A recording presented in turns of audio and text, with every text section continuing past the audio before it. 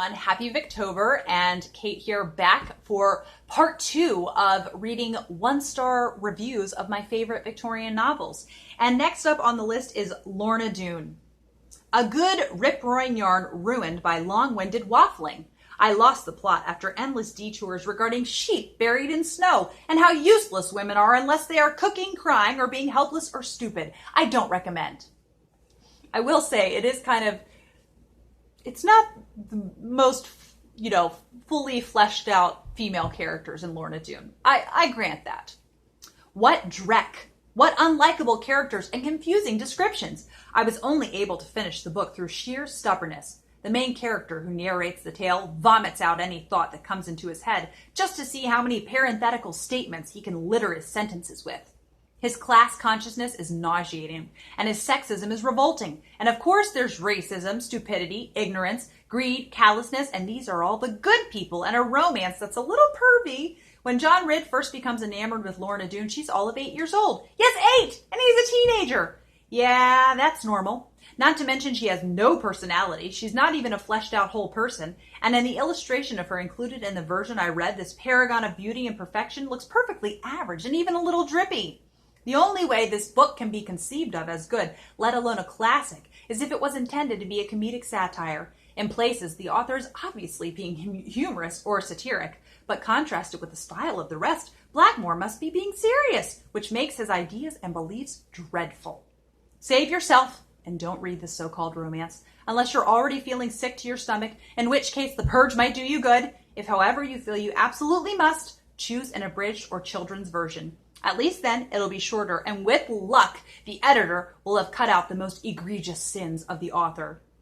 Again, someone talking about a Victorian author writing a Victorian novel in the Victorian era with Victorian values. Yeah, that's how they're going to come across, as Victorian. All right, the next one was The Woman in White. And I kind of thought I would find some good ones here, and I did. The first one says, "This book was the worst.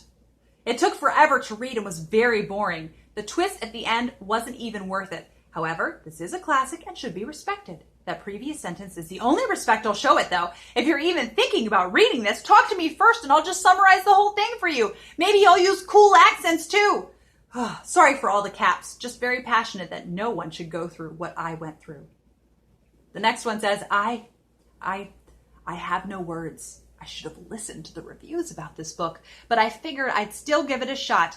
I did, and I didn't like it. I had to stop reading it. Every page I was reading, I was falling asleep. I'm not going to lie. I truly did enjoy the beginning, but then I don't know what happened. I just couldn't take it. The repetitive of thoughts, the random trails of thoughts. I found myself rereading phrases just to comprehend what was going on because it was either me not paying attention to what I was reading or just getting lost in what he was trying to write. And last one. I've never read anything as boring as this. A long-winded story as never experienced before, with unexcited turns about nothing at all. You want to read something with unexpected turns? You won't find it here. You need drama queens? That's the book for you. 600 plus pages of wasted time. That's what this book is. Call me an ignoramus. Still, I regret having read this. All right, then I wanted to include a Thomas Hardy. And for some reason, I just thought I'd check under the Mayor of Casterbridge ones, and I found some goodies in here. All right, the first one is, I had to read this in high school. It was so boring, it caused every particle of oxygen to be instantly sucked out of my brain whenever I opened the cover. My teacher gave me detention for falling asleep in class. I pointed to the Mayor of Casterbridge. He hit me on the back of the head with a wooden ruler. I can truly say that the classics of 19th century English literature made an impact on me. All right, the next one. Hate! Hate! If the author doesn't even care what happens to his characters, how are we supposed to? The plot is obscenely contrived and moralistic. The verbiage is absurdly disinterested. At one point, I believe a character fleeing for her life is actually described as earnestly climbing a haystack as she tries to escape a mad bull. Earnestly? In high school, we had to read this and write an essay arguing whether the book was a tragedy or a comedy. I wrote that the tragedy was that in the fact that the book had ever been written. I still stand by that. Perhaps the most boring book I ever read. Boring. Too much talking. Yeah, talking happens in books sometimes. Okay. Next one is Deerbrook. Sweet mother of pearl, this was dull, overblown, plotting, plotless, verbosity at its worst. And I say that as a lover of wordy Victoriana like Collins, Braddon, Le Fanu, Ouida, et al. I made it through maybe 6 chapters before throwing in the towel. It was hard to note specifics, what with my eyes glazing over in a sheen of boredom. In an effort to awaken my brain from its slumbering stupor, I went back and read the scholarly intro. The editor makes some good points about the MCs, which were difficult to keep straight, what with the onslaught of small-town personages wandering in and out of every frickin' scene, but I digress. And the tricky spot Martineau found herself in middle-class oriented fiction, but while I understand this book's place in the tree of English lit, it's still boring. These types of cozy small-town dramas just don't appeal to me, and that applies as much to 1830s Deerbrook as to Jan Karon novels of the 21st century. Funny, because I like Jan Karon also.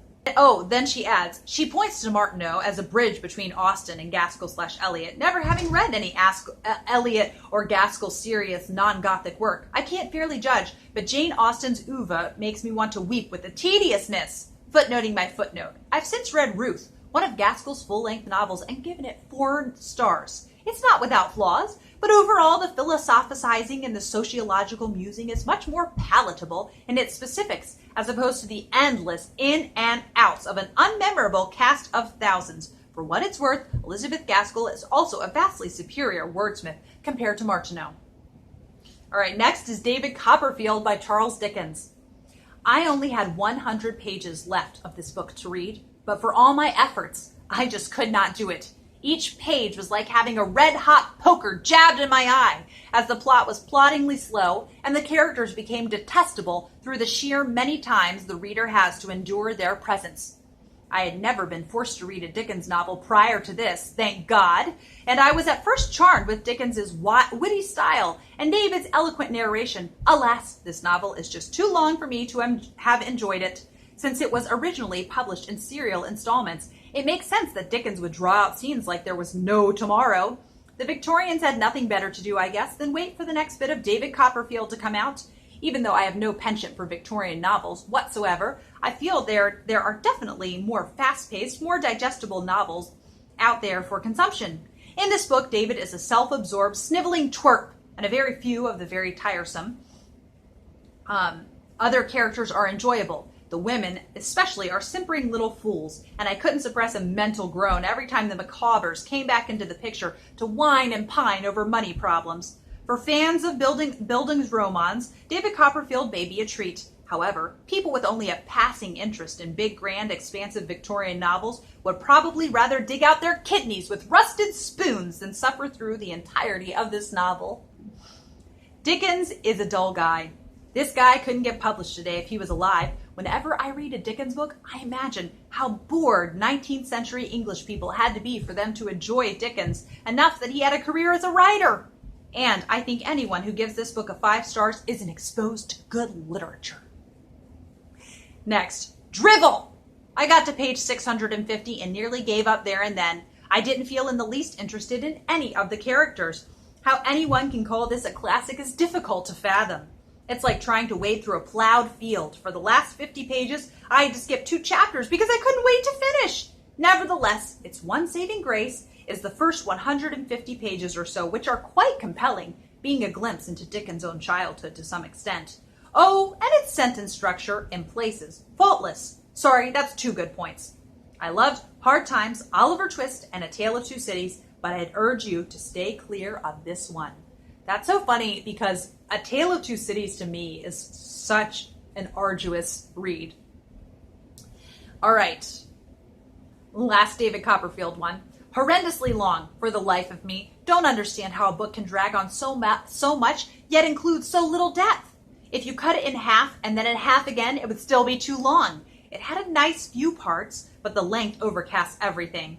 I couldn't fall in love with any of the characters, and little of the story was particularly interesting.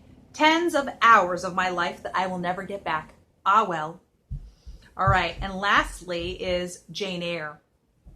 Reader, Gaze upon my tortured physiognomy and answer me one question that I shall pose to thee in the language torpor of the drooping, sinister twilight of my soul, one which surely reveals more of my own humble Quakerish origins, unappealing countenance, and begs you, as my interlocutress, to satisfy my curiosity. Why?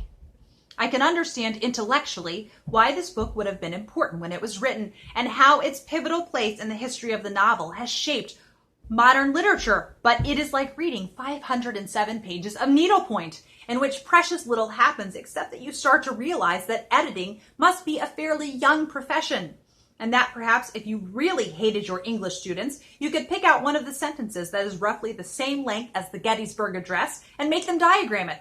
For reals. You'd get these honking paragraphs that would start, "There was," and then if you were diagramming, you'd have a frightfully kudzu-covered 6-story scaffold of indirect objects and modifiers trailing behind it. What is it about Jane Eyre that seems to be an educated female rite of passage? I was somewhat looking forward to this book, as in it's an example of a strong woman who knows herself, but no! She's basically being ping-ponged between a couple of over-verbose dweebs who both have frightfully controlling tendencies, and her only hope of independence is getting a windfall through the mother of all Deus Ex Machina. Ladies, Jane is holding you back. Seriously, if I wanted to read about a teenager who spent half her time complaining about her looks and then dithering around about where to go with the dark, brooding, intense hottie or the fair marble-faced Greek god, I would go read Twilight. Reading Jane Eyre was like being on the receiving end of Chinese water torture, which entails water being slowly dripped onto a person's forehead, allegedly driving the restrained victim insane. Now replace water with everything about Jane Eyre and you'll begin to understand how I felt about reading this book. Continuing with the Chinese water torture analogy, it's not as if you're driven insane right off the bat. It's more something that builds up, just like every little annoyance in Jane Eyre did, until you start believing that the ever-falling water droplets have created some sort of hollow in your forehead. For my part, I really did feel as though my brain was slowly being eroded away as I struggled through this novel, which incidentally I didn't finish, but it well and truly finished me.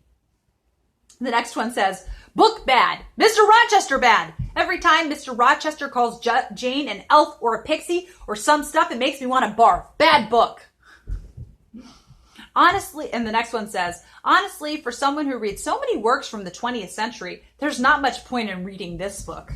It just feels lame, but it's quite interesting that so many people love it. I guess it says a lot about humankind. I hope you enjoyed me reading those snarky 1-star reviews of my favorite Victorian novels, and we saw the humor in it, and yes, we got a laugh out of it. So I will be back with another video soon, and have a lovely day. Bye.